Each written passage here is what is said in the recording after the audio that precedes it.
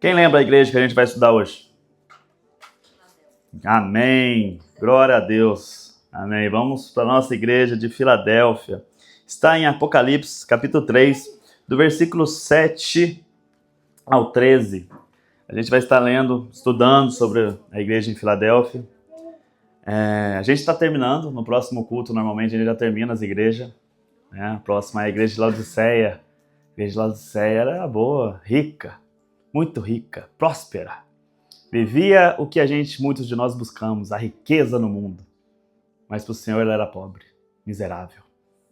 Não tinha nada. Então o que a gente busca? Mas isso é para o próximo culto, amém, irmãos? Glória a Deus. Bom, vou chegar um pouco para o lado aqui, para que vocês, quem não achou, leia ali, né? Porque eu fico na frente de todo mundo e não adianta nada. Amém. Ao anjo da igreja de Filadélfia escreva: essas coisas diz o santo, o verdadeiro, aquele que tem a chave de Davi, que abre e ninguém fechará, e que fecha e ninguém abrirá. Conheça as obras que você realiza. Eis que tenho posto diante de você uma porta aberta, a qual ninguém pode fechar. Sei que você tem pouca força, mas guardou a minha palavra e não negou o meu nome. Eis o que eu farei com alguns dos que são da sinagoga de Satanás, desses que se declaram judeus e não são, mas mentem.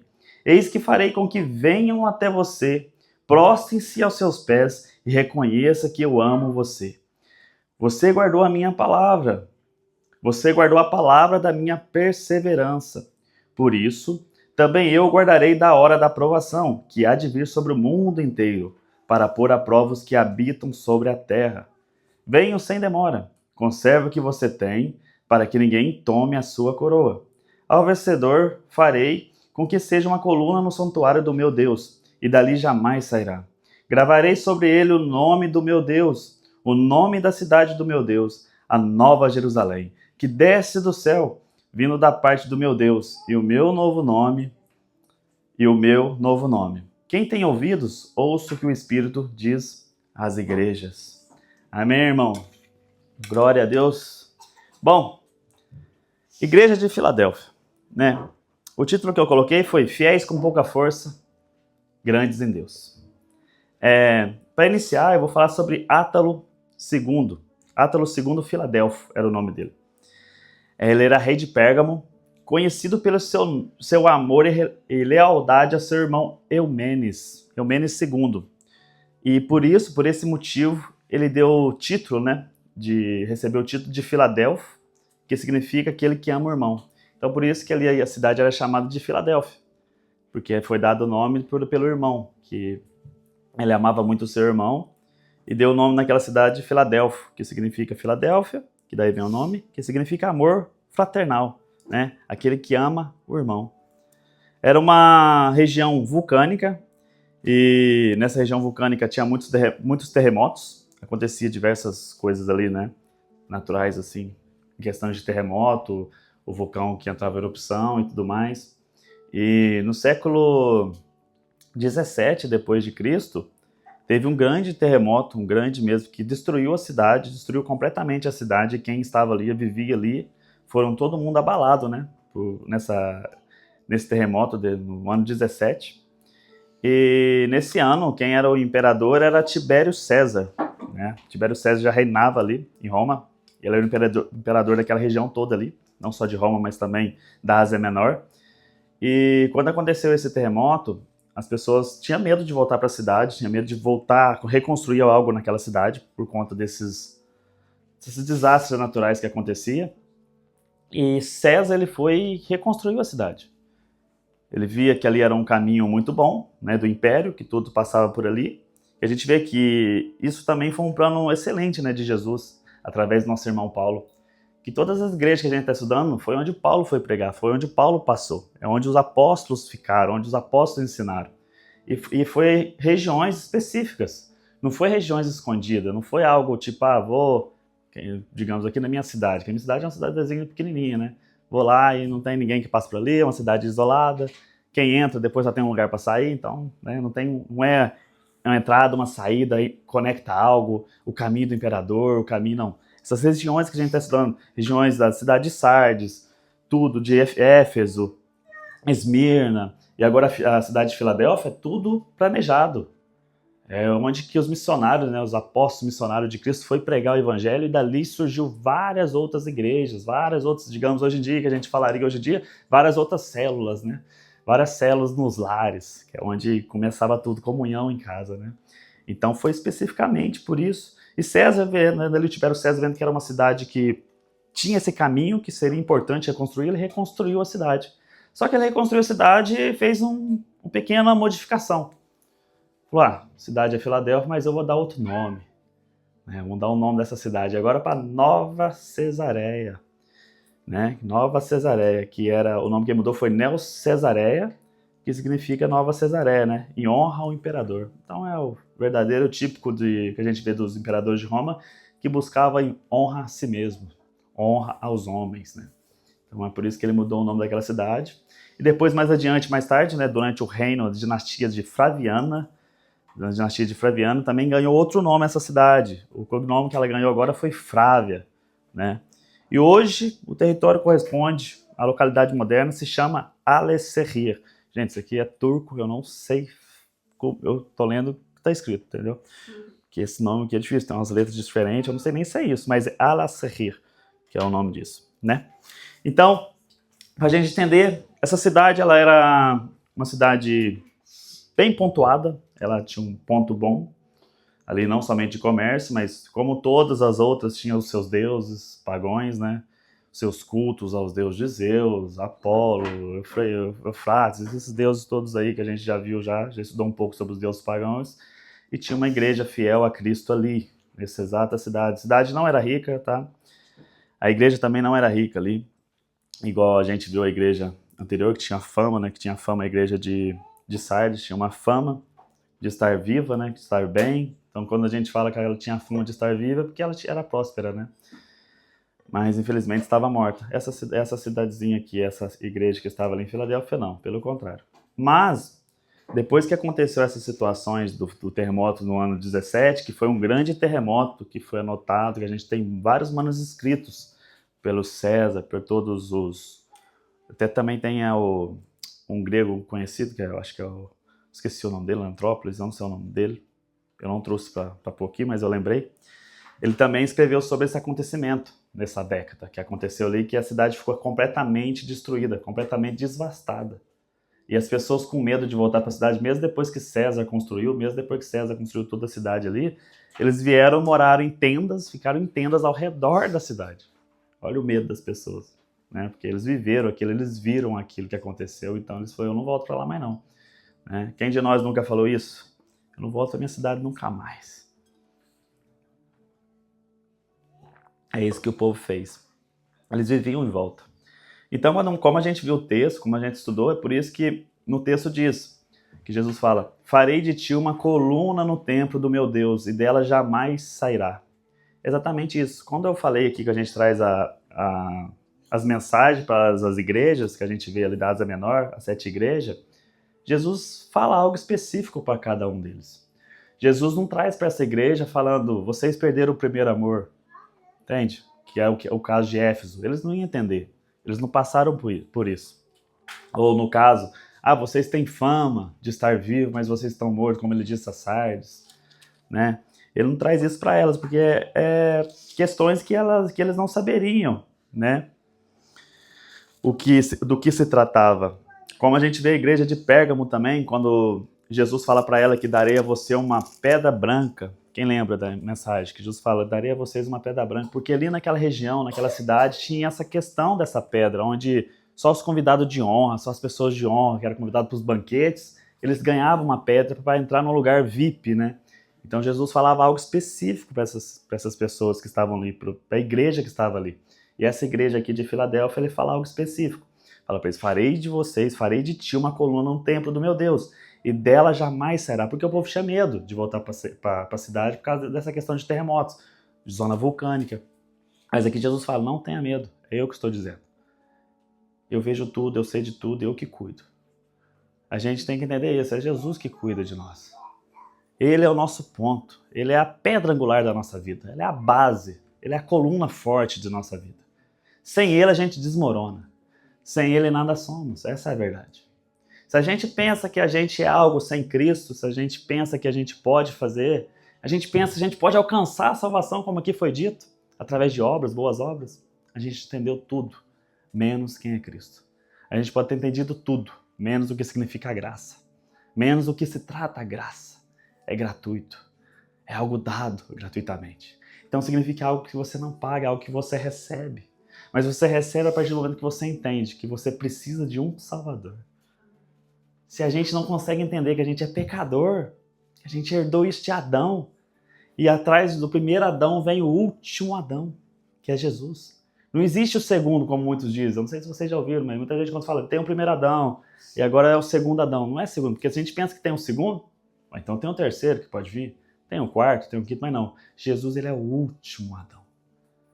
Ele é a perfeição para nós. Onde a gente alcança o ápice da nossa vida, através de Cristo Jesus. A gente precisa ser fiel a Ele, fidelidade a Cristo e seguir. Porque é exatamente isso. Farei de ti uma coluna no templo do meu Deus, e dela jamais sairá. Significa, pode desmoronar tudo, igual a gente vê no texto, né? 10.000 cairão à sua esquerda e 1.000 à tua direita, mas tu não serás abalado. Tu não serás atingido, em outras versões. Exatamente essa é a questão com Jesus. Ele nos cuida, Ele nos guarda. E se for acontecer algo, é a soberania de Deus, é a vontade de Deus. Independente. Tudo é para um bem maior em Cristo. Amém, irmãos? Bom, então aqui a gente vê que é uma promessa de estabilidade e segurança num lugar onde nada parecia firme, né? Nada ali parecia ser firme. Então uma construção bem construída, por mais bem construída que fosse por mãos humanas, tinha um terremoto, ela ia cair. É o que a gente vê. Mas aqui Cristo está falando que é uma promessa de estabilidade e segurança, que Ele que está dizendo. Não é alguém falando, é Jesus dizendo. Ele comandando. E o que Ele fala vai acontecer, irmãos. Creia nisso. É o que a gente viu ontem no Encontro dos Homens, o irmão que trouxe aqui, o irmão Ricardo. Eu nem lembro também o que eu orei para os irmãos, né? Foi um fervor, é que a gente fala, a gente é batista, a gente gosta de ensinar a palavra, explicar a palavra como deve ser. Mas estar no fogo, às vezes, com os irmãos pentecostais é bom. Sabe, é maravilhoso, é algo novo para nós. Até para mim, ontem foi algo novo. Muitas orações em línguas, sabe? Muitas profecias jogadas, sabe? Palavras. O mais importante é isso. A gente tem o nosso jeito de adorar a Deus. Mas todo mundo adora o mesmo Deus ali. Todo mundo independente do fogo, independente dos reteté, né? Que a gente fala, reteté. Mas é o mesmo Deus, irmãos. A gente serve o mesmo Deus e tá misturada essa cultura misturada ali de doutrinas nossas, humanas ali, né, que a gente diverge algumas coisas doutrinárias nossas mesmo, mas é o mesmo Deus, é o mesmo Jesus, é o mesmo Salvador. Isso nos encanta, nos preencheu de amor, sabe, de saber, cara, ainda tem homens assim. Ainda existem homens buscando a Deus, buscando a Cristo, buscando mudança nos lares. Querendo, sabe, aprender mais como é ser o sacerdote da casa. Como é ter o comando na casa, sabe? Cuidar da sua casa, cuidar dos seus filhos. Sabe, ali você vê diversos homens diferentes, mas todos no mesmo caminho. E isso, irmãos, eu falo pra vocês de todo o coração, tá ficando cada dia mais difícil. Tá virando realidade. Homens que buscam. Olhem pra nós, uma igreja que tá aqui, uma igreja Vale. Talvez o que mais nós temos, porque aqui não está todo mundo, tem pessoas de fé, tem pessoas doentes, mas é mais mulheres hoje em dia. As mulheres estão mais fervorosas que os homens. Satanás está ganhando, irmãos. Satanás está levando muitos. E ninguém está percebendo. Ninguém está vendo. Todo mundo está achando que está tudo bem. Muitos dizem nada a ver. Tem nada a ver isso aí. E continua a ladeira abaixo. Por isso que a gente tem um encontro de homens, não é um encontro de homens para a gente ficar conversando sobre o jogo, sobre futebol. E nem conversa comigo, irmãos, eu não entendo mais nada sobre isso. Mas é para falar de Deus, sobre o caminho, como que é, como que tem que ser, sabe? Ajudar, discipular, falar, encorajar, dizer, sabe? Receber uns tapas na cara às vezes. Faz bem, irmãos. Faz bem. A gente vê aqui que Deus chama a atenção de todos. Mas Deus chama a atenção de por quê? Porque ama, porque cuida. Esse é o ponto. A gente é muito mimizento. A gente chora por bobeira. Às vezes a tua esposa fala algo pra você e você fala, não sei o que, esposa, não sei o que. Mas quando é um amigo ou alguém, de um colega do trabalho falando pra você, você fala, dá risada, tá tudo bem. Tá tudo certo, tá tudo bem, não tem nada a ver. Vamos voltar para a essência, irmãos. Voltar para o caminho. E eu espero que o próximo encontro, que é o dia 13, vocês possam ir. Eu sei que vai ter irmão viajando, irmão Henrique vai estar no Brasil. Mas vocês que não estarão viajando, eu espero que vocês possam vir. Igual a Nicole falou, vai ter uma prenda, né? Vai ter uma prenda. Tem uma prenda para os irmãos aí, tá? De coração. Espero que vocês recebam de coração. Mas é isso, irmãos. Vamos passar para o nosso estudo. Porque senão eu vou ficar aqui e os irmãos falam, esse pastor não muda. Esse cara aí fica 2h30 falando e tá tudo bem. Amém? Bom, versículo 7. Ao anjo da igreja em Filadélfia escreva: essas coisas diz o santo, o verdadeiro, aquele que tem a chave de Davi, que abre e ninguém fecha, e fecha e ninguém abre. Então aqui a gente entende o quê? Que naquele tempo, como a gente viu, existia ali a sinagoga de Satanás, dos judeus, né? Que é dito ali que tinha as sinagogas, por isso que ele fala sinagogas de Satanás. Eles pensam que são judeus, mas não são. Eles se prostrarão até vocês, eles prostrarão em vocês ali, eles saberão que eu amo vocês. É o que Jesus diz aqui, ele já retrata isso, que ele vai falar disso mais adiante. Mas por quê? Porque os judeus que estavam ali fechou as sinagogas deles para os cristãos. Os cristãos não podiam mais pregar ali sobre Cristo, não podiam entrar na sinagoga. A sinagoga estava fechada. Eles fechou. Ele falou, não, aqui você não vai falar sobre esse nazareno, não.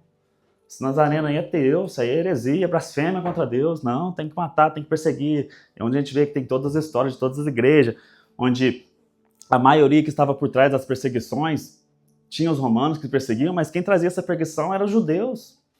Eram os judeus ali, porque a gente vê que não era igual Paulo. Porque Paulo, a gente vê que foi uma pessoa que escreveu a maioria do Novo Testamento que a gente tem. Ele era também um judeu, pessoa estudada, um fariseu. Um homem das letras. Mas ele fazia aquilo pensando que tudo era para a honra e glória do Senhor. E que realmente, nós como os cristãos que estavam ali, estavam pregando uma blasfêmia, estavam blasfemando contra Deus. Mas quando ele está a caminho de Damasco ali, Jesus aparece para ele e fala, Paulo, Paulo, que a gente sabe que ele fala, Saulo, Saulo, por que me persegues? É onde Saulo, ele entende que ele não estava perseguindo os hereges, né, que a gente chama hoje em dia, mas está perseguindo os filhos de Deus. Exatamente aquilo que ele achava que era verdade era mentira. Então tudo que Paulo viveu, a gente vê depois que quando ele é chamado, através depois do irmão Ananias, que vai até lá e põe a mão para abrir os olhos dele, porque ele ficou cego ali, né? A gente vê que ele realmente entendeu depois, falou, eu estava perseguindo Jesus, Deus, Jesus é Deus. E eu achava que eu estava fazendo o que é certo, mas eu estava fazendo totalmente errado. E a gente vê que ele foi um dos grandes missionários que a gente tem. A pessoa que apanhou, que foi dito que ele ia sofrer pelo evangelho. A pessoa que cada cidade que entrava parecia que ele nunca ia sair dela. Parecia que ali ele ia ficar morto. Porque foi preso diversas vezes. Escreveu diversas cartas dentro de prisão. A carta aos Filipenses mesmo foi escrita dentro de uma prisão. A carta que ele escreveu a Timóteo, dentro de uma prisão. Sabe, a pessoa que vivia presa. Prisioneiro de Cristo. Era o Paulo. Então é por isso que acontecia. Paulo tinha passado por ali, estabelecido uma igreja, estabelecido a igreja naquela região. Só que os judeus ali fecharam as portas. Pô, aqui com nós vocês não pregarão sobre esse Deus. Aqui com nós não. Então expulsava os cristãos. E ainda falava, né, trazia os imperadores ali a Roma para perseguir os cristãos, matar os cristãos. Então era perseguição, gente. Ali existia realmente uma perseguição. Só que algo interessantíssimo, que mesmo acontecendo isso, mesmo eles tentando calar a boca dos povos que estavam ali, nossos irmãos em Cristo, Jesus vem até eles com uma mensagem de conforto agora. E diz, primeiramente, essas coisas diz o santo, o verdadeiro, aquele que tem a chave de Davi, que abre e ninguém fecha, e fecha e ninguém abre. Então não adianta, Judeus fechou a porta, eu abrirei outra. Jesus é o que comanda, irmãos. Jesus, ele é o que tem a chave. Ele abre e ninguém fecha. Isaías 22 é onde retrata exatamente essa questão. Sobre abrir portas, fechar portas. Lá diz assim, Porei sobre o ombro dele a chave da casa de Davi. Ele abrirá e ninguém fechará. Fechará e ninguém abrirá. Quem era esse aqui? Esse texto foi escrito e quem tinha a chave de Davi ali, a chave do reino de Davi ali, da casa ali, do palácio, né, de Judá, era Eliaquim. Né? Eliaquim se tornou o mordomo-chefe, espécie hoje em dia, a gente digamos que era primeiro-ministro do palácio de Judá. Ele tinha autoridade para abrir e fechar o palácio. Jesus está trazendo exatamente esse conhecimento ali para a igreja em Filadélfia. Por quê? Porque Eliaquim, ele decidia quem tinha acesso ao rei Davi e quem não tinha. Ele abria e ele fechava. E é isso que Jesus está falando. Eu abro, eu que tenho acesso. Eu tenho autoridade.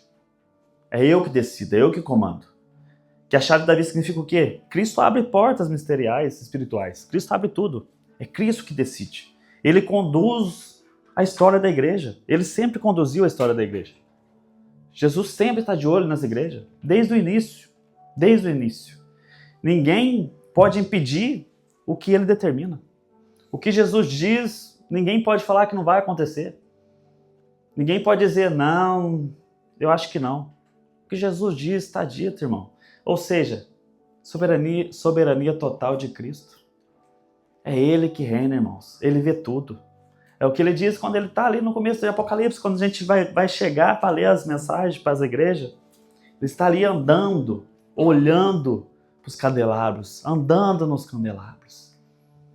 Os candelabros significam as igrejas. Ele está no meio das igrejas, ele está vendo as igrejas, ele vê tudo que acontece nas igrejas. Nada passa despercebido. Muitas vezes com nós, com a gente que está aqui, a gente olha e pensa em algumas coisas, não vê outras coisas, algumas coisas passam despercebido. A gente deixa passar, a gente é parcial muitas das vezes, mas Jesus não. Jesus não tem dessa. Ele é justo. Ele é justo. Ele vê tudo. Tudo. Nada está despercebido aos olhos de Deus. A gente pode tentar mentir, tentar disfarçar, tentar enganar. Muitas das vezes a gente consegue. Tem até uma frase sobre isso do John Piper, que é um teólogo mestre que eu gosto muito, do John Piper, um americano, que ele fala, a pessoa pode até contar uma mentira, pode enganar muitas pessoas durante pouco tempo, ou enganar muitas pessoas durante muito tempo. Tem essa questão. Você pode contar uma mentira para mim e me enganar durante pouco tempo, né? Ou o contrário. Mas com Deus não tem como a gente fazer isso. Não tem como. Tudo vem à luz. As Escrituras dizem, não há nada oculto que não venha a ser revelado. Não há nada oculto que não venha a ser revelado. Não há nada que esteja nas trevas que não venha à luz. Cristo traz tudo à luz. Então aqui, pra gente, a gente entende isso. Que pra gente é difícil, às vezes, a gente entender, mas Cristo toma conta, Ele tem a chave. A chave está com Ele. A salvação está com Ele. Quando a gente quando Ele vier buscar a igreja, que Ele vai buscar a igreja, a gente vai entender exatamente isso. Que é Cristo que vai buscar. É Cristo que vai separar. As parábolas do joio e do trigo, quem que faz a separação? Cristo, não é nós. Eu não tenho como saber. Vocês que estão aqui não têm como saber. Mas de algo a gente tem certeza. Pois o Espírito Santo testifica em nós que somos filhos de Deus. Se o Espírito Santo habita em nós, que a gente tem esse discernimento de entender que a gente está seguindo o caminho certo, a gente sabe para onde a gente vai. E se a gente não tem esse discernimento, a gente sabe também para onde a gente está indo. É uma questão de discernimento. Questão de entender. E se a gente está vivendo algo que não condiz com a palavra, cabe a nós mudar. Cabe a nós procurar a mudar essa questão. E não ficar pensando, mas Deus é amor, né? Jesus é amor. Ele não é essa pessoa que eles pregam. Ele não é tão mal. Jesus não é mal, não vejo maldade nenhuma em ele ser justo. Ele é justo, irmãos. Se a gente está aqui, se eu estou aqui, eu roubo alguém, e se alguém me denuncia para a polícia, eu vou preso, talvez na cadeia eu apanhe, tudo mais, por causa do meu ato, eu não vejo maldade nisso. eu vejo uma consequência do meu ato. Agora, se você ou eu que está aqui faz algo que a palavra de Deus diz que é errado, e Jesus fala, você sabia que era errado, eu deixei escrito, estava escrito, e você fala, né, mas é amor. Fala, sim, mas a consequência vai vir.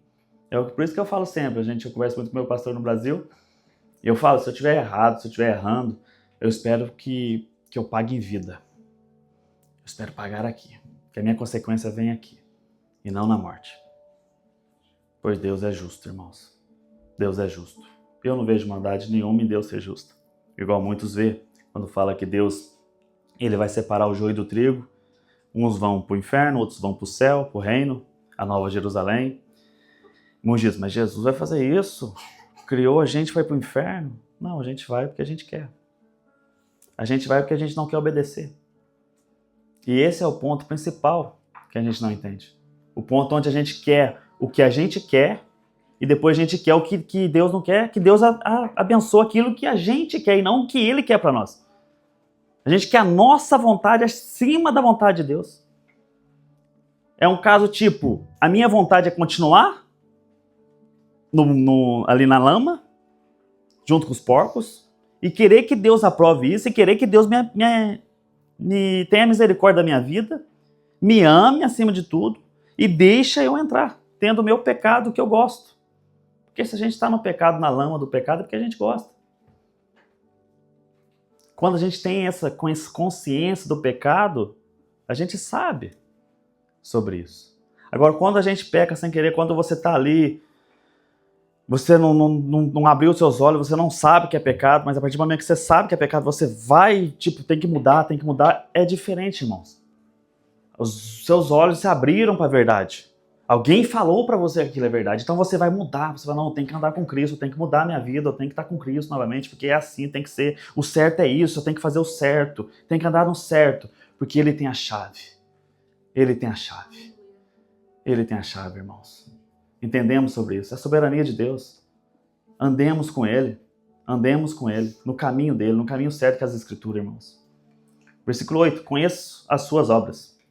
Eis que tenho posto diante de você uma porta aberta, a qual ninguém pode fechar.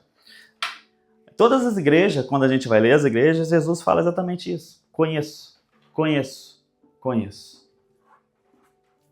Ele não fala para nenhuma igreja que a gente leu, não vai falar para nenhuma igreja que a gente leu, sem falar isso, sem dizer que não conhece. Por isso que eu disse para vocês, tudo está no controle de Deus. Ele vê tudo. Nada está escondido. Nada está oculto.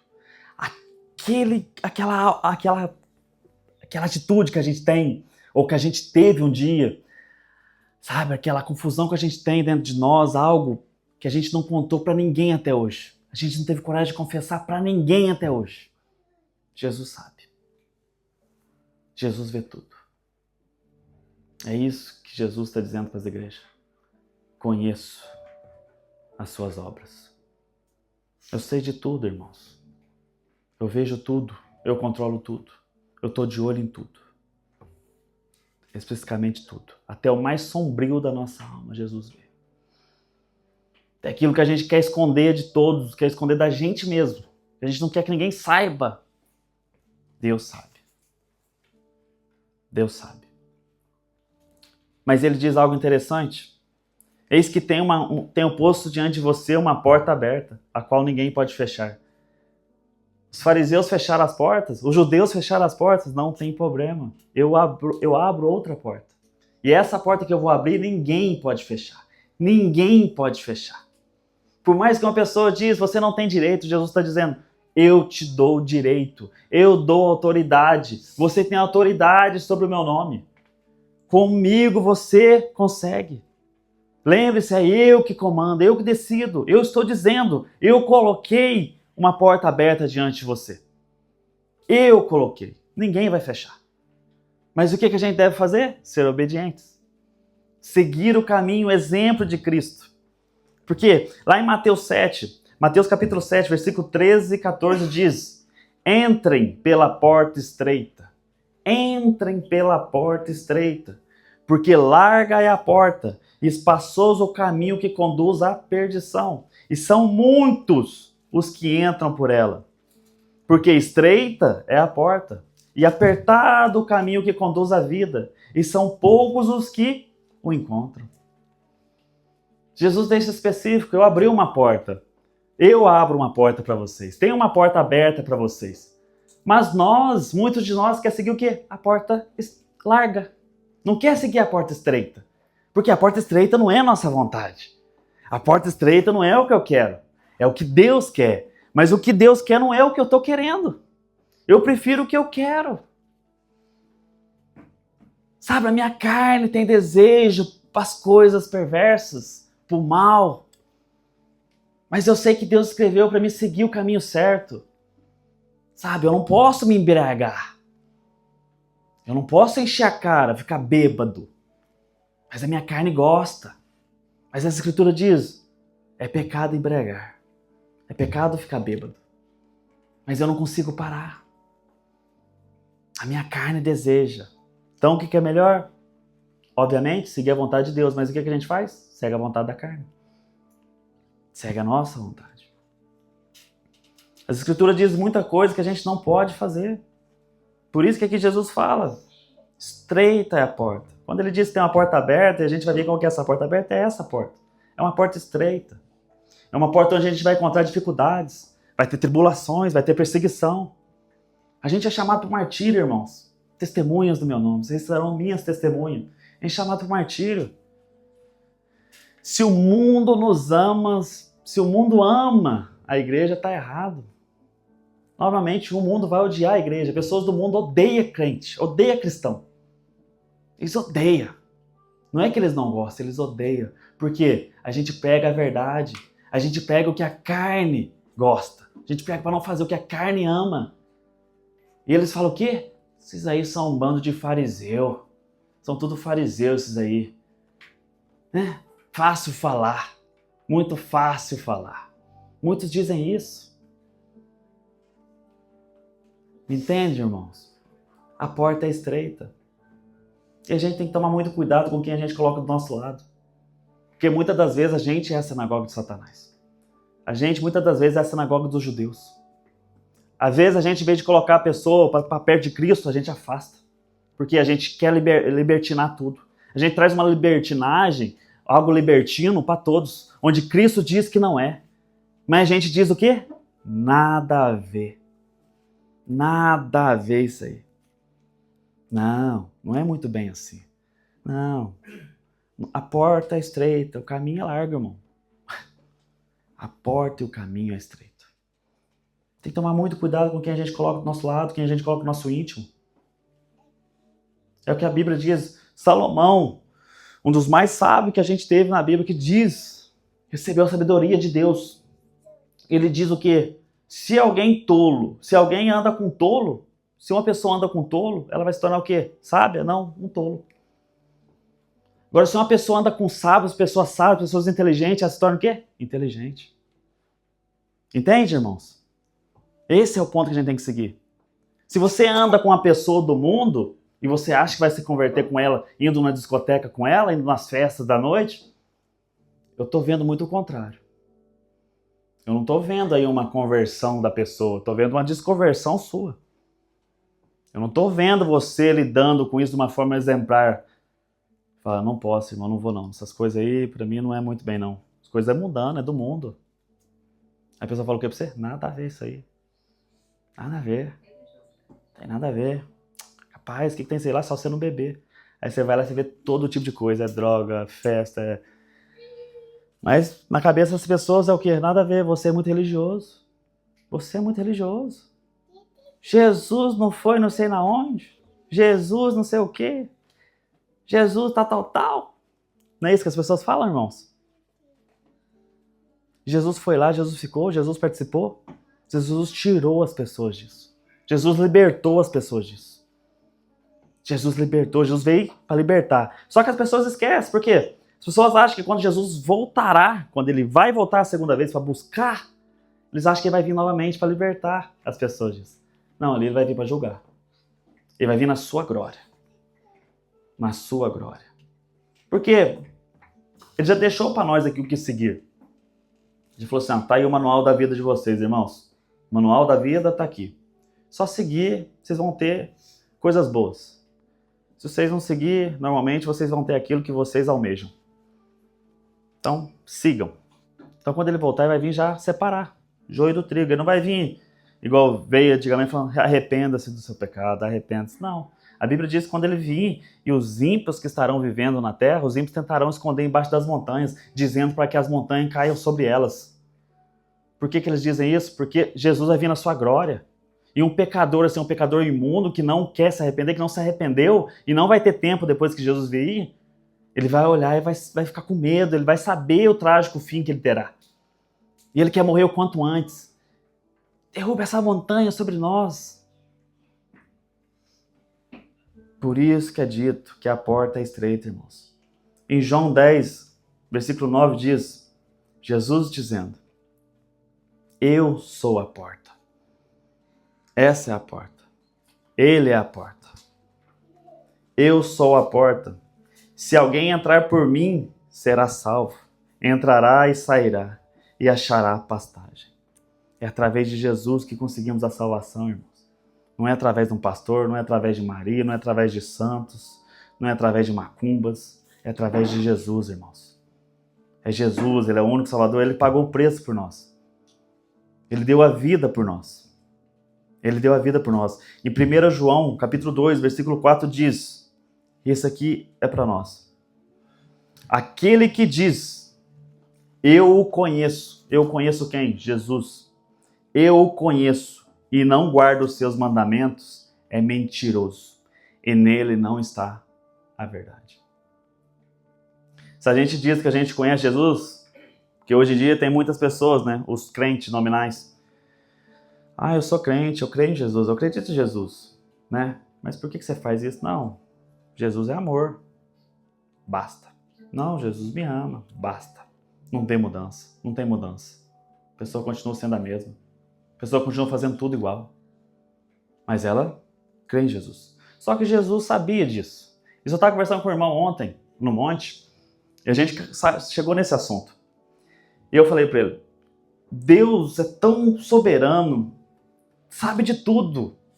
E basta a gente tentar entender um pouco, a gente vai saber que ele sabe de tudo. Porque ele sabia que existiam pessoas assim. Ele sabia que teria as pessoas hoje em dia que falariam o quê? Não, eu creio em Jesus. Aí você fala assim, você crê? Mas você segue os ensinamentos dele? Não, mas eu creio nele. Ele sabia disso, por isso que deixou Espíritos escrito para nós. Porque ele diz, as pessoas dizem o quê? Eu o conheço. E não guarda os seus mandamentos, é mentiroso. Porque se você conhece Jesus, você sabe que ele ensinou, ele disse para que a gente devia seguir os seus mandamentos. Ele não veio abolir a lei, ele veio cumprir a lei. Ele não veio mudar o que estava escrito, ele veio cumprir o que estava escrito. É isso que a gente tem que entender. E se a gente não segue os mandamentos de Jesus, porque quando a gente fala, por que eu digo sempre isso, irmãos? A gente tem um exemplo perfeito que veio e habitou entre nós. Ele foi o exemplo perfeito para nós. É Cristo. É Cristo o exemplo que a gente tem que seguir. A gente tem que espelhar em Cristo. É em Cristo, irmãos. Não é em mim, não é no Papa, enfim, não é em ninguém a não ser Cristo. O espelho da nossa vida tem que ser Cristo, tem que ser Jesus. E se a gente não segue isso, a gente não segue os seus mandamentos, os seus ensinamentos, a gente é mentiroso. E a verdade não está em nós. A verdade não está em nós. Por isso ele falou para essa igreja em Filadélfia, conheça as obras de vocês. Eu sei que as pessoas fecharam as portas para vocês. Eu vejo, eu conheço, eu sei de tudo. Mas não se preocupe. Vocês estão comigo, vocês estão em mim. Eu estou com vocês. E agora eu coloco uma porta aberta diante de vocês. E ninguém vai fechar essa porta. Ninguém. Basta seguir o que eu digo. Basta seguir os meus ensinos. Basta seguir os meus mandamentos. E ninguém vai fechar essa porta, porque é eu que abri essa porta. Irmão, só há salvação em Cristo. Só há salvação em Jesus. Só há salvação através dele. Porque é por ele e para ele, irmãos. É por ele e para ele. Versículo 8. Sei que você tem pouca força. Entenda, irmãos. Jesus sabe a situação de todos nós. Jesus sabe. E ali a igreja sabia o que estava acontecendo na igreja. Todo mundo tinha fechado a porta para eles. Eles falaram, e agora o que a gente faz? Como a gente prega? Como a gente proclama a palavra? Como a gente vai alcançar mais pessoas? A gente está sendo perseguido, a gente está sendo morto, todo mundo quer matar a gente. Tem perseguição toda hora, todo tempo. Jesus fala, eu sei que você tem pouca força, mas guardou a minha palavra e não negou o meu nome. Esse é o ponto principal para nós. Algo que eu falo sempre para as pessoas que têm que ler os livros de Mateus, né? Os 4 evangelhos é maravilhoso, irmãos, maravilhoso. Porque explica tudo a vida de Jesus. Jesus explica tudo, é explícito ali. E Jesus em Mateus capítulo 10, versículos 32 e 33, ele diz, portanto, todo aquele que me confessar diante das pessoas, também eu confessarei diante de meu Pai que estás nos céus. Mas aquele que me negar diante das pessoas, também eu negarei diante do meu Pai que está no céu. Jesus ensinou isso, e Jesus está dizendo aqui de novo para essa igreja, a igreja que está sendo fiel, ela tem pouca força? Tem pouca força. Eles não se sentem fortes. Jesus sabe disso. Mas Jesus fala para eles o quê? Vocês guardou a minha palavra e não negou meu nome. Vocês estão sendo fiéis a mim. Mesmo, independente da situação que está acontecendo nesse meio de vocês, no meio de vocês. Vocês não negam meu nome. Vocês não me negaram. Vocês guardou. Se vocês guardou, eu vou guardar vocês. Independente. É isso que a gente tem que entender. A gente não pode, em hipótese alguma, negar o nome de Jesus. Sabe? Eu não sei se vocês sabem disso, ou se alguém aqui sabe, mas há um tempo atrás eu ouvi de alguém que uma pessoa teve que escrever para passar numa faculdade eu acho que a faculdade era de psicologia, não lembro muito bem, mas eu acho que era nessa área aí de psicologia aí, psiquiatra. E ela teve que fazer acho que é um TCC que chama, né, sobre aborto. Ela tinha que escrever a favor do aborto. E se a gente é a favor do aborto, a gente é contra a vida. A gente é contra o mandamento de Deus. Deus ele é a favor da vida, irmãos. E aqui é onde entra. Você ama mais o mundo ou você ama mais a Deus? E para mim, se você escreve que você é contra a vida, você está escrevendo que você não acredita no que Deus diz. Ele que dá a vida. Ele que tira a vida. E aí depois é o que eu penso comigo depois, porque essa pessoa fez. Ela se formou, mas ela fez esse TCC. E ela é cristã. Aí eu digo, isso aí depois vai ser resolvido entre você e Deus.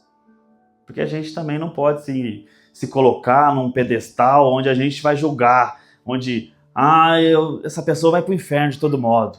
Ela vai, não. A gente avisa, a gente exorta, a gente fala, irmão, tá seguindo o caminho errado, tá seguindo... Deus não quer assim, não é assim, irmão.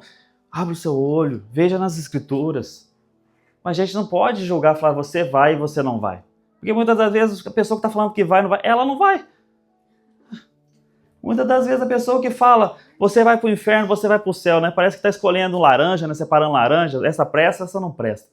Ela está falando, talvez ela mandou alguém para o inferno, espero que não, mas talvez ela manda essa pessoa para o inferno, a pessoa vai realmente para o inferno, chega lá, esse cara está lá também. Coincidência? Que coincidência. Você acabou vindo para o que você me mandou, olha só. Que hipocrisia, né? Que hipocrisia. E hoje em dia acontece isso. Em muitas igrejas. Onde os pastores autodenominam Jesus, né? Eles denominam já jogadores celestiais. Eles que têm a chave, eles que têm o poder, eles sabem, porque eu estudei a Bíblia, eu fiz teologia, eu fiz seminário, eu fiz não sei o quê, eu sou doutrinato, O cara é o cara. O cara é o cara. Aí julga todo mundo, né? Você não pode usar isso aí, esse tipo de cabelo, você não pode usar esse tipo de roupa, você não pode não sei o quê. E você não pode nada, né? Nada mais. Tudo é errado, tudo é errado. Aí você vê o cara chega aqui no púlpito aqui, prega, tal, não pode. Aí um certo dia você sai, você vê, talvez você encontre com a pessoa tá ali fazendo aquilo que ela prega. Ela prega que é proibido e tal, e ela faz. Gente, tem muito dessas pessoas, infelizmente. Então isso não cabe a nós. A gente aconselha, a gente avisa, a gente fala o que Deus quer realmente, o que é certo perante o nosso Senhor. Mas esse é um departamento de Jesus, irmãos. A salvação é o departamento de Jesus. A gente está aqui para ensinar a verdade e, consequentemente, seguir a verdade. Mas não cabe a nós falar quem vai ou quem não vai para o céu. A gente espera de verdade que toda a igreja vá. Toda a igreja do Senhor. Porque eu não consigo acreditar que as pessoas saem de suas casas no domingo de manhã e venham para a igreja e não querem viver aquilo que a igreja prega. Eu não consigo acreditar como tem coragem de vir na casa do Senhor e não seguir os seus mandamentos. Não seguir o que o Senhor pede. Sabe, mesmo assim vim aqui. Eu não consigo acreditar que vocês têm, todos nós, me incluso dentro disso, que todos nós temos uma cara de pau de vir à casa do Senhor e blasfemar dessa forma. E não seguir o que Ele ordena. Não seguir os seus ensinos. Não consigo acreditar. Então, eu espero, eu oro por todos vocês, que todos alcancem a salvação. Que todos nós possamos seguir, por mais difícil que esteja o caminho, igual aqui essa igreja de Filadélfia, eles tinham pouca força. Eles já estavam exaustos, irmãos. Mas guardavam a palavra, guardavam os ensinamentos, seguiam. E Jesus vê isso. Jesus diz exatamente isso. Algo que a gente vê que em Filadélfia ela não era grande, não era rica, não era influente, não era poderosa. Ela não tinha poder igual era na igreja de Sardes. Ela era pequena, vulnerável, cercada por pressões judaicas e romanas. Ela era cercada por judeus e romanos que estavam perseguindo as igrejas. Mas Jesus diz, você tem pouca força, mas tem fidelidade. E isso é importante para mim. Isso que me importa. O que é importante para mim, que Jesus fala, não é que vocês se sintam fracos, é que vocês estão em mim, que vocês não negam o meu nome. Que vocês não neguem, dependendo das circunstâncias. É isso que Jesus diz. Porque hoje em dia, o que a gente acha? A gente olha para o mundo que a gente vive. O que a gente valoriza? Tamanho, número, fama, influência, estrutura. A gente olha para uma igreja e vê que ela é grande, bem estruturada, e a gente fala, ali tem salvação. Essa igreja está fervorosa, essa igreja está incrível. E talvez não. Talvez uma igreja nossa que está aqui, uma igreja pequena em Cristo, tem mais salvos do que numa igreja gigante de 3.000 pessoas. O importante para Deus não é dinheiro, não é fama, não é nada desse mundo. O importante para Ele é que vocês sejam fiéis a Ele. Que nós sejamos fiéis ao nome dEle. Que a gente não negue o nome dEle. Que a gente vá para o nosso trabalho, para onde a gente estiver, que a gente leve o nome de Jesus. Porque tem gente, isso irmãos, é verdade. Tem gente que no seu trabalho eles estão lá há 5 anos e as pessoas não sabem que ele é cristão. Nunca souberam que ele é cristão. Que atitude tem essa pessoa? Como? Como que a gente trabalha com o mundo e o mundo não vê que a gente é luz? Como que eles não conseguem ver que tem algo diferente em você, em mim? Como que a gente passa 5 anos numa empresa, onde essa empresa não sabe, não desconfia que essa pessoa é cristã? Se ela não desconfia, é porque ela faz a mesma coisa que eles. Eu trabalho numa empresa de mais de 70 pessoas. Irmãos, tem conversa de todos os tipos de conversa. E quando eles chegam perto de mim, eles mudam as atitudes deles. É hipocrisia? Claro que é. Mas eles sabem, eles respeitam pelo menos. Eles sabem respeitar. Agora, uma pessoa que está num lugar, num ambiente assim, e a pessoa não sabe que ela é cristã, para mim tem algo muito errado. Se a pessoa não sabe é porque ela faz igual. Ela é igual a eles. Ela brinca do mesmo jeito. Brinca, fala palavra torpe. Ela age como eles. Age como eles.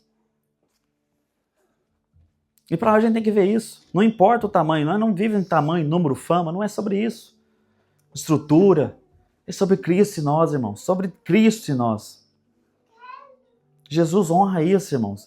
Ele honra a fidelidade, não fama. Ele honra a obediência, não palco. Sabe?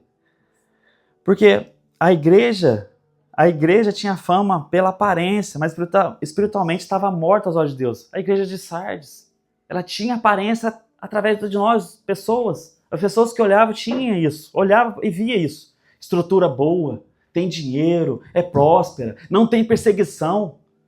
Isso, as pessoas achavam incrível. Deus está aqui, aleluia. Mas Deus olha, Jesus olha e fala, vocês estão mortos.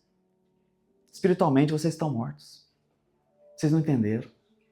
Se o mundo ama vocês, eu não estou com vocês. Vocês estão com o mundo. Porque a gente pega o contrário do mundo. Onde o mundo diz, você tem direito, Jesus diz, você não tem direito. Onde o mundo diz, você pode, Jesus diz, você não pode. Onde o mundo diz, você pode fazer, é sua escolha. Jesus diz, cuidado com as suas consequências. Cuidado com a consequência dos seus atos. E é isso que a gente tem que entender. Mas essa igreja aqui, ela não tinha força, mas tinha Deus, tinha Jesus, tinha o nome de Cristo, tinha Jesus em seu coração. Não importava a perseguição que eles estavam vivendo, eles estavam fervorosos, firmes na rocha, firmes no nome de Cristo, declarando realmente que eles conheciam e sabiam e para onde eles iriam. Falava, eu sirvo Jesus Cristo, meu Senhor e Salvador.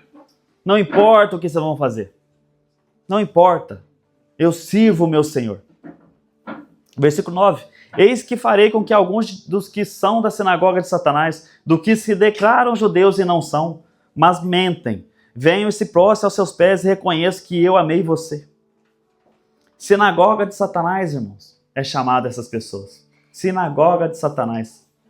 Porque o plano de Satanás é esse, desvirtuar nós, desvirtuar os filhos de Deus. É uma luta deles, de Satanás, com nós. Ele não luta com Deus. Imagina, tem muitas pessoas que acham que tem o mesmo poder, né? Poderoso, igual Deus. Não.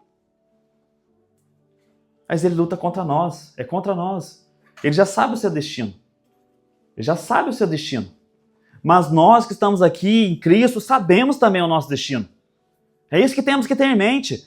Satanás sabe que ele vai perder. Sabe que ele já perdeu.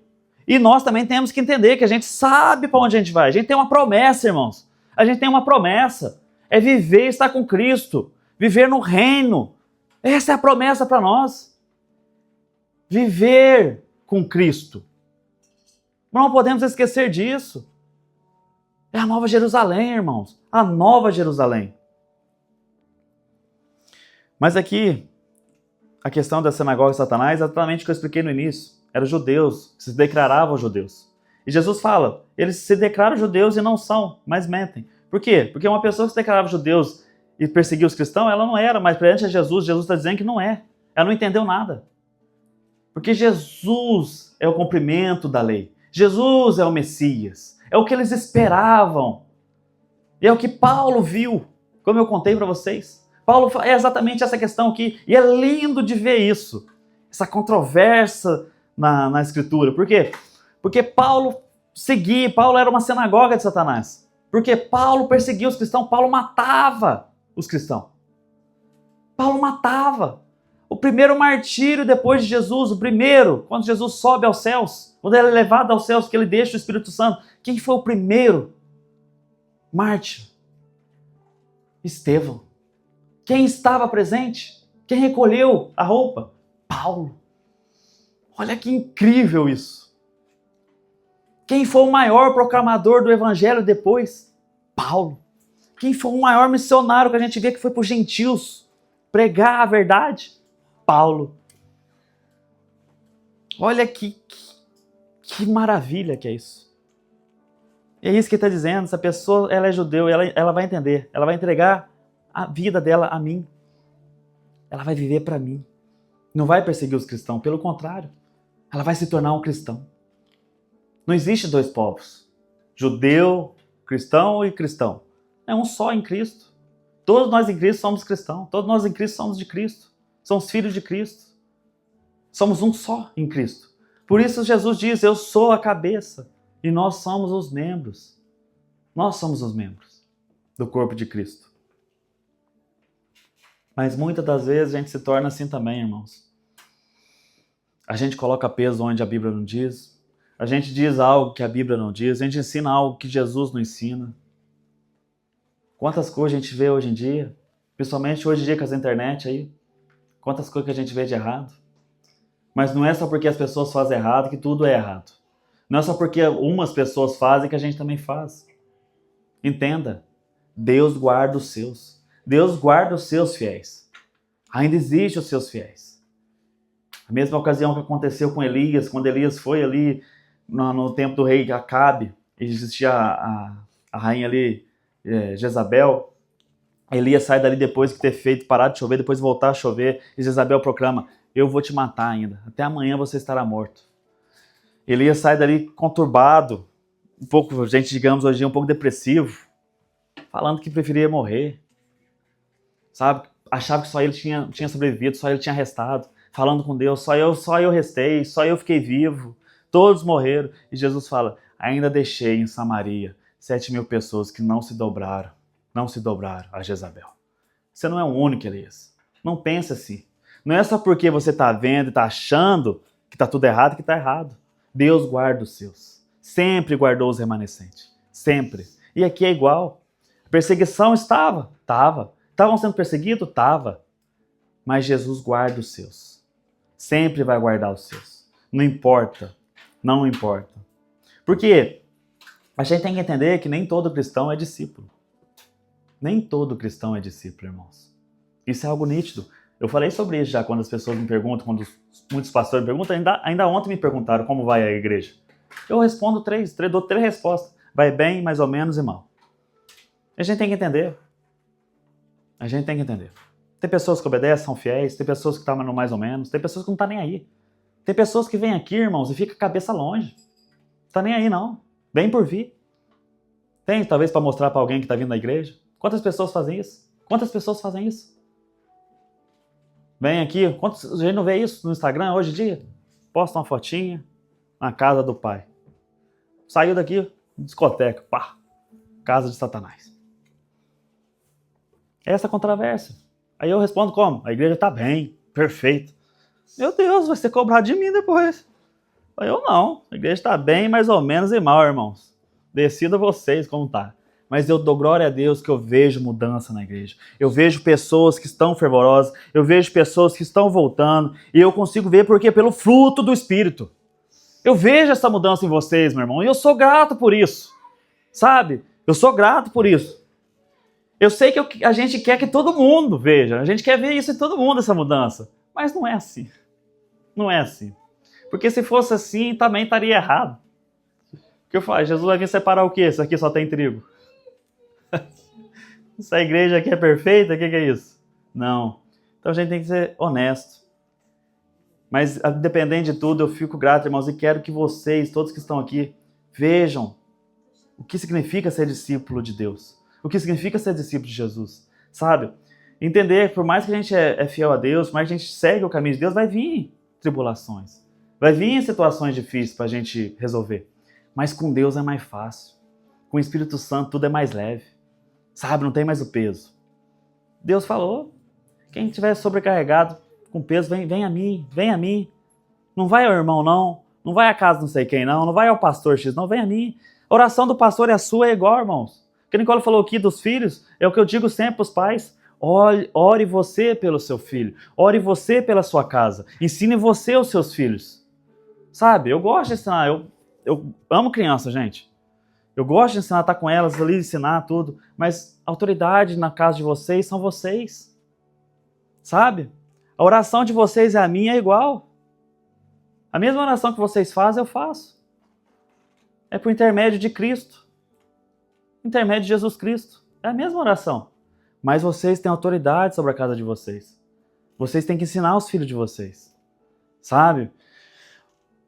Vocês também lembram? Quando a gente era criança, eu falo dos homens porque eu não fui mulher, irmãos, então eu não sei como que é, mas nós homens, a gente olha para os pais nossos, a gente tem que falar. Meu pai trabalhava numa mineração de minério, ele dirigia uma máquina de escavadeira, uma reta escavadeira, que as máquinas pegam a terra lá e tal, e eu olhava para aquilo e eu falava, quero ser igual ao meu pai. É isso que a gente tem que entender, que os filhos espelham nos pais.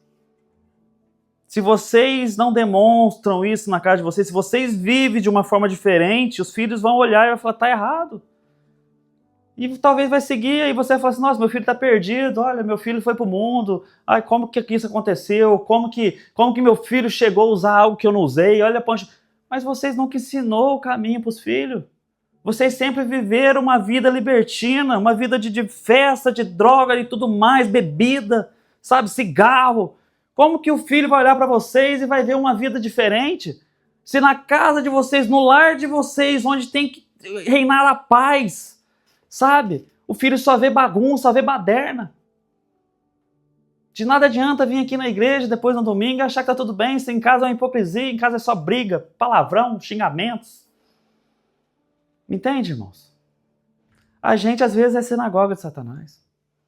Nós somos, às vezes. Às vezes, a gente trazer para perto de Cristo, a gente afasta. Em vez de ensinar, a gente acaba lambrecando tudo. Acaba estragando tudo. Sabe?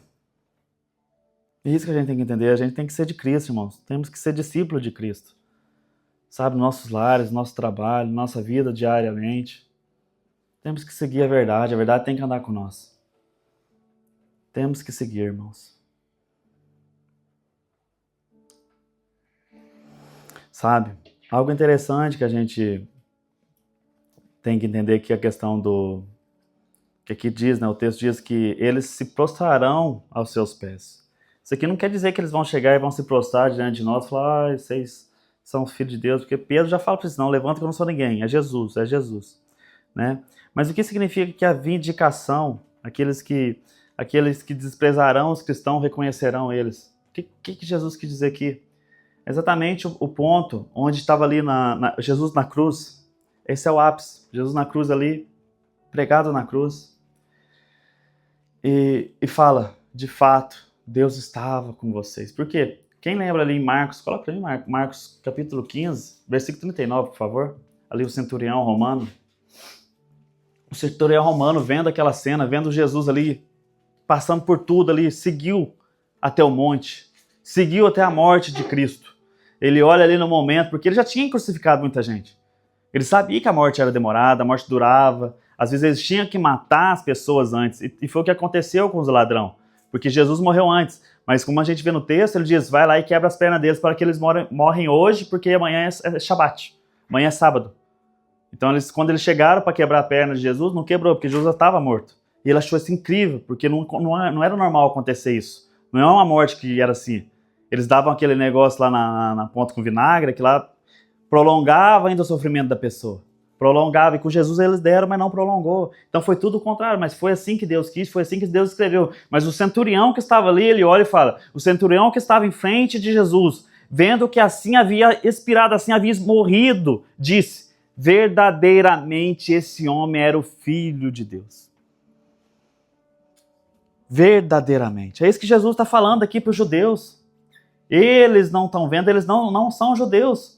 Porque quem é judeu olha e sabe, entende? É a profecia se cumpriu em Jesus. Jesus verdadeiramente é Filho de Deus e é Deus.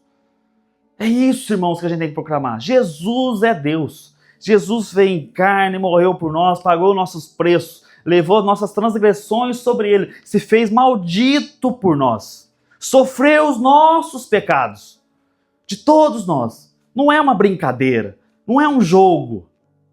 É um caso de vida ou morte, irmãos. Um caso de vida ou morte. Para onde iremos? Para onde iremos?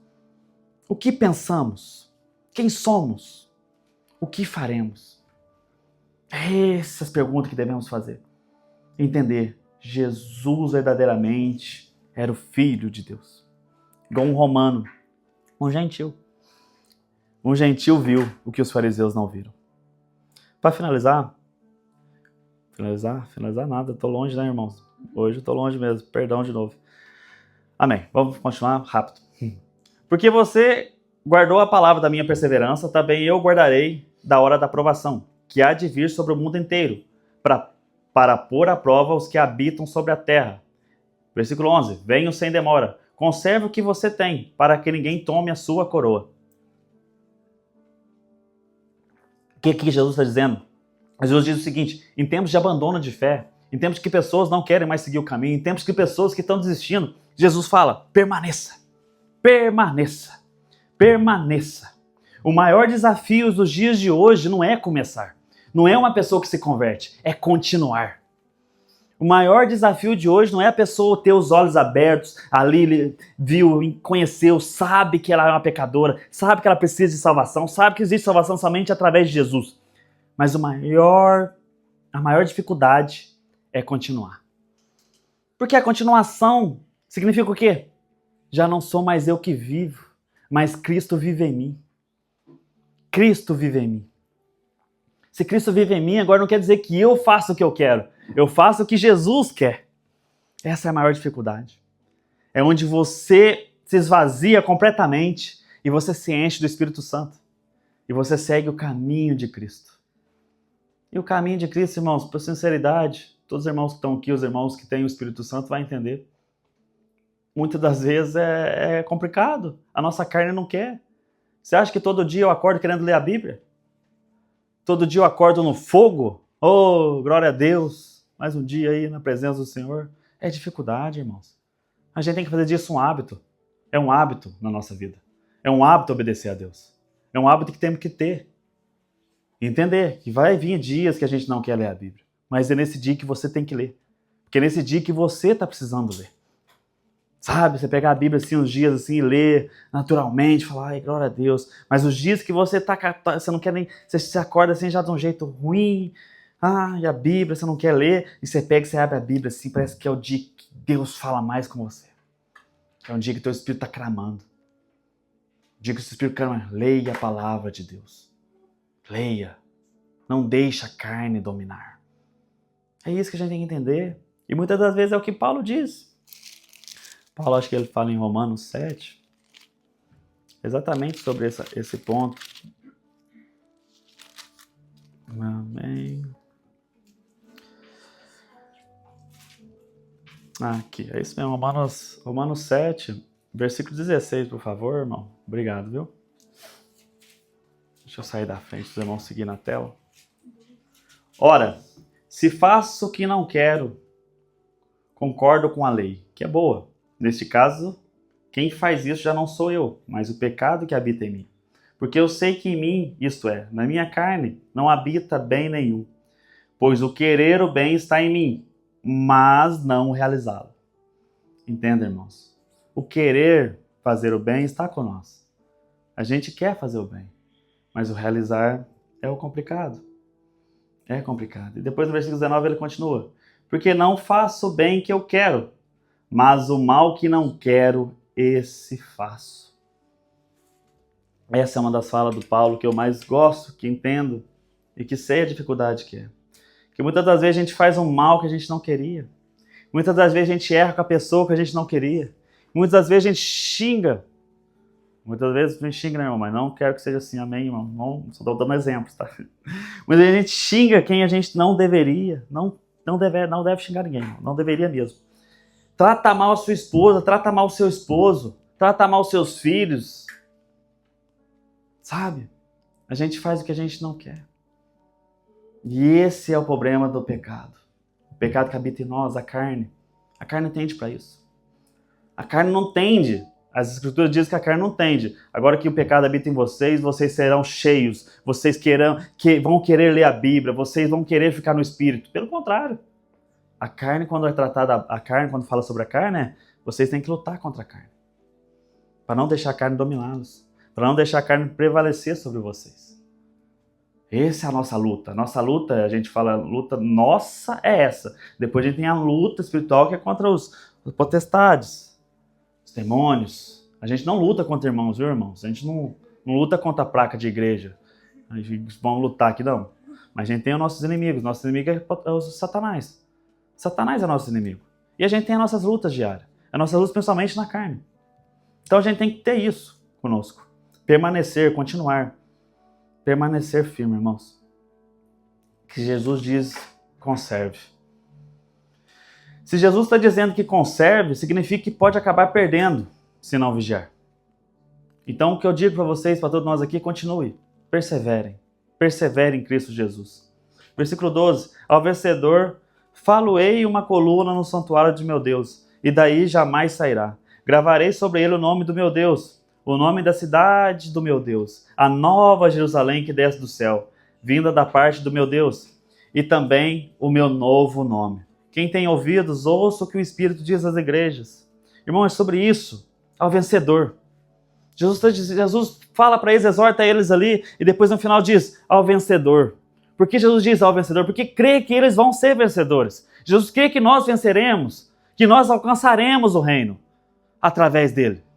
Através de Cristo a gente vai conseguir chegar assim.